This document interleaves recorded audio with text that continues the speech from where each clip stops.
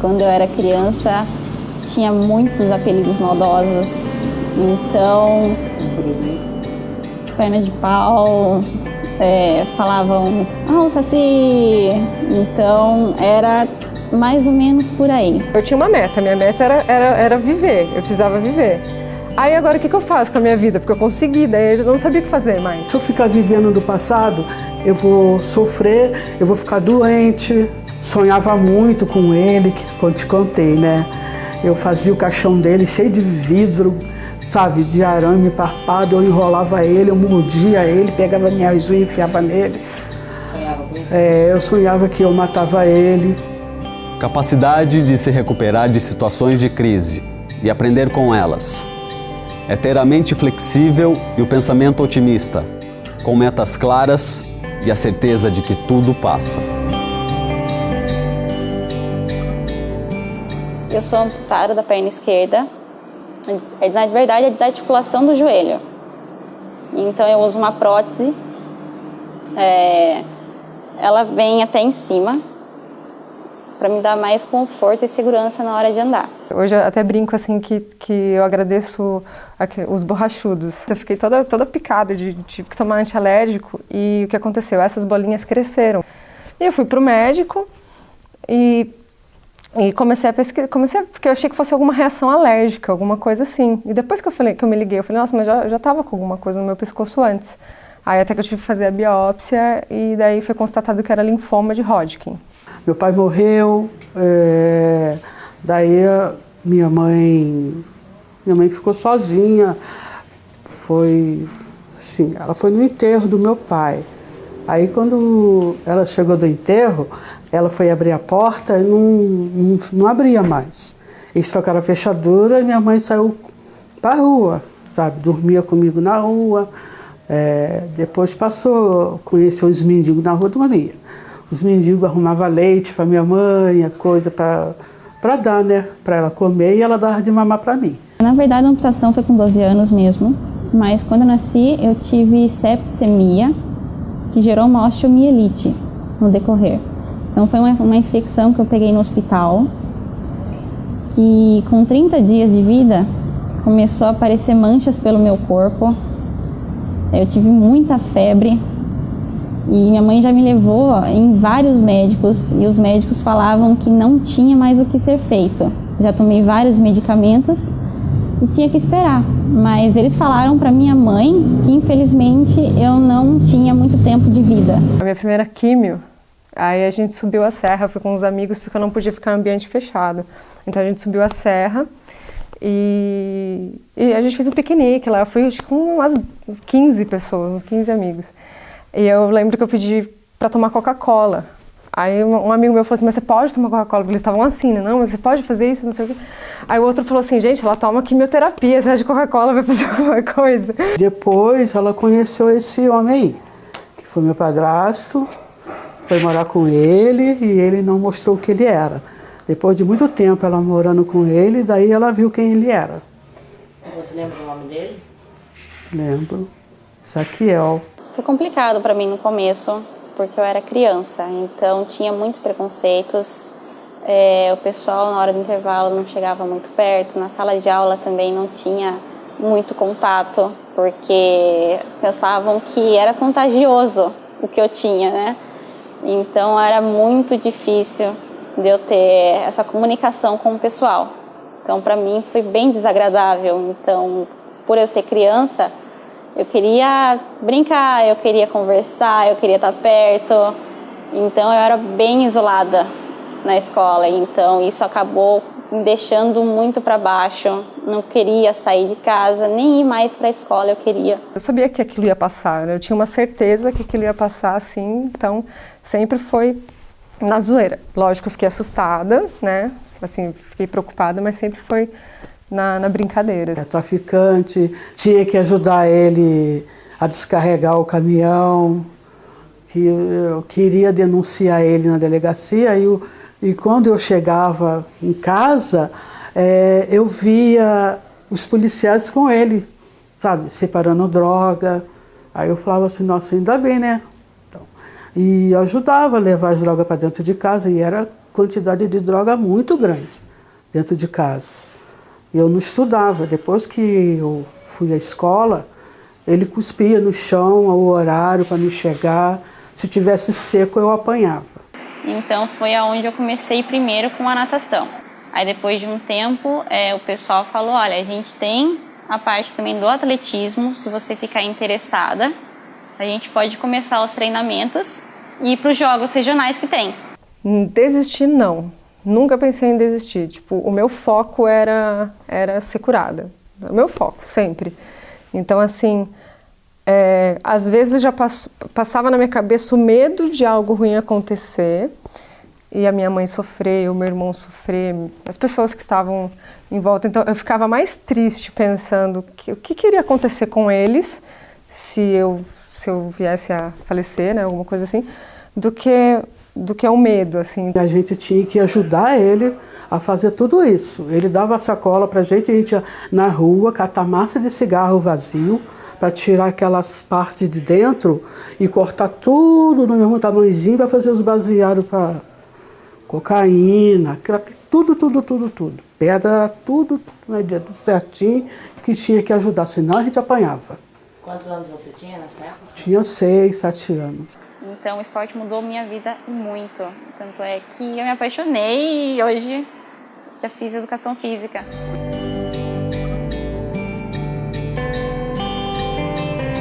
Alegria. Nossa, muita alegria. Muita alegria. Porque eu treinei muito e para você estar numa competição é difícil, é muita pressão. É muita pressão, ansiedade, o coração vai a 1000. Então, para os primeiros jogos, eu consegui ficar em primeiro lugar na natação. Então, foi bem suado. Foi o que me ajudou a superar.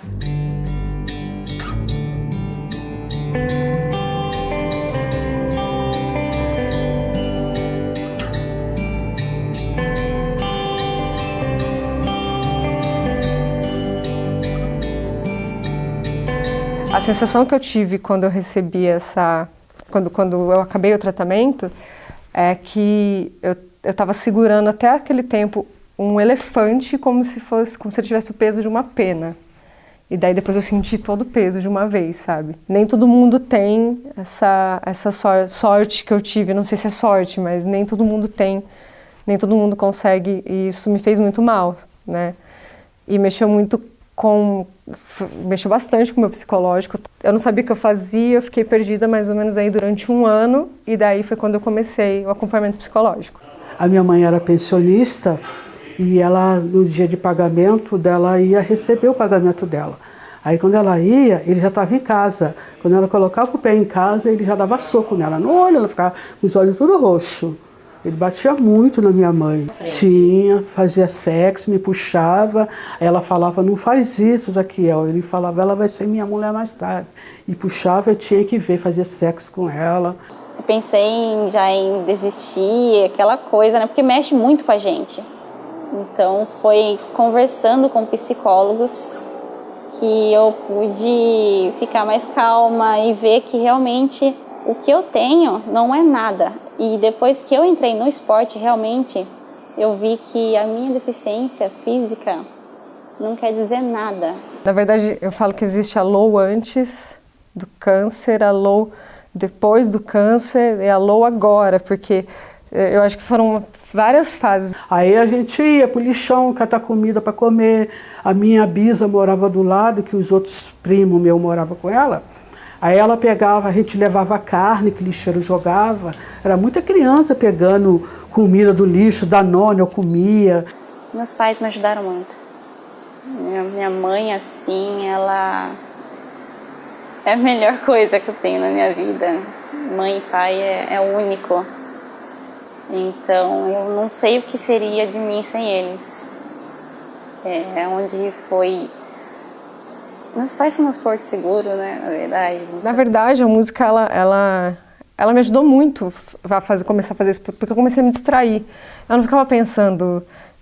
Pensava, lógico, mas eu tinha uma motivação. Então, a gente criou uma música aos pedaços e a gente foi lançando realmente aos pedaços. Então, a gente lançou uma parte da música, daí passou, a gente fez uma contagem regressiva, lançou uma outra parte.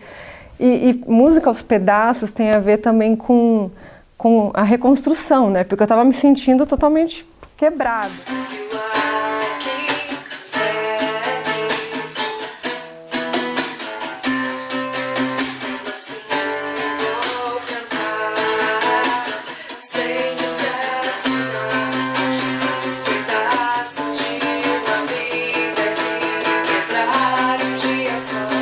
Eu, minha mãe, depois minha mãe ficou grávida, né, do filho dele. O primeiro morreu, depois ela teve a Joelma, teve o Carlos e o Gesso.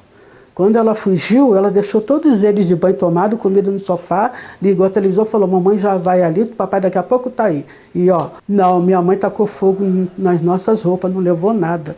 A gente saímos de casa, fugimos dele com a roupa do corpo. Hoje já falo que eu realmente sou deficiente, porque antes eu escondia muito. Então eu não falava. O pessoal, nossa, porque eu manco bastante por causa da prótese. Então antes eu inventava muita coisa. Eu caí. Caí, me machuquei, mas eu nunca falava que eu usava uma prótese. O projeto, ele se iniciou mais assim com uma coisa mais do meu íntimo. Então, aquilo que eu estava sentindo. E de alguma forma, eu estava tentando passar isso para as pessoas que também foram diagnosticadas com algum tipo de doença, que talvez se sentiriam a mesma coisa que eu, né? Quando eu conheci o Derlis, eu tinha muito pesadelo, sabe? Eu chorava muito, acordava chorando e acordava e continuava chorando. E ele sacudindo, perguntando para mim. Daí ele conversou com a doutora Márcia, ela de Americana, aí ela pegava, conversava comigo, perguntava, e ela falou para mim que eu estava vivendo muito do passado, que eu tinha que viver o agora. Falou assim: olha, você já tem, né, uma família boa, né, tem uns filhos, seus filhos, daí foi superando, tanto que eu não conseguia contar. Se eu começasse a contar, eu já começava a chorar.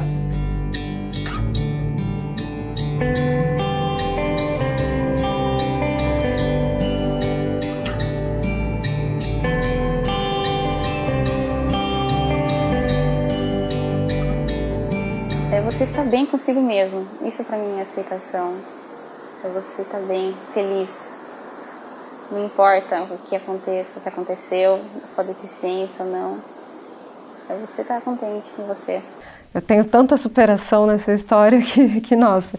Primeiro foi a física e depois a psicológica. Hoje, o conselho que eu dou para alguém que está diagnosticado, e não só para alguém que está diagnosticado, qualquer pessoa, que tem que curtir cada momento. Eu já superei. Às vezes, quando tem um deslize na família, uma coisa desagradável, eu fico chorando. Aí vem tudo, sabe? Vem tudo na minha cabeça. Aí eu respiro fundo. Não desistir, não colocar barreiras. Eu sei que o momento é complicado. É difícil você falar para a pessoa não desistir, porque cada um é diferente. Mas pode ter certeza que a vitória vai ser grande.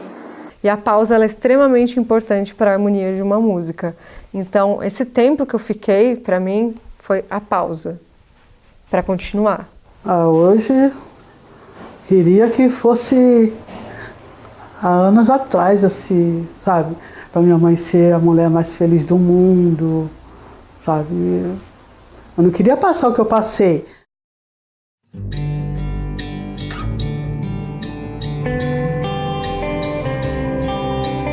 Que minha coragem seja maior que o meu medo e minha força seja tão grande quanto a minha fé. A pausa que eu gosto tanto de escutar, eu aprendi que se eu me calar, também é uma maneira de falar da minha fé. Barracão de zinco, sem telhado, sem pintura, lá no morro, barracão. Aí fala assim: lá não existe felicidade e amanhação, por quem mora lá no morro, na vida pertinho do céu. Em questão de tempo eu acordei mais alto que eu pude ver. O que tenho não é o que eu posso ser.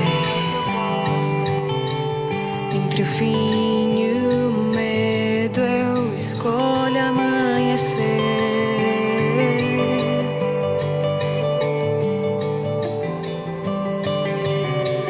Pode até doer, mas não vai marcar. É no meu sorriso que a beleza vai estar. E se o ar quiser me faltar,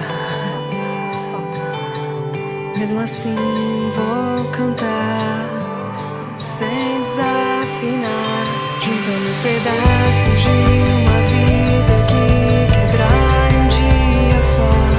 Fazer a vida ser tão fácil como piscar de um olho só.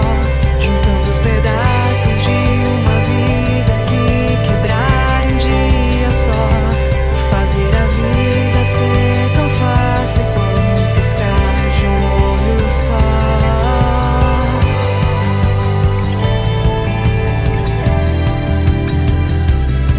Pode até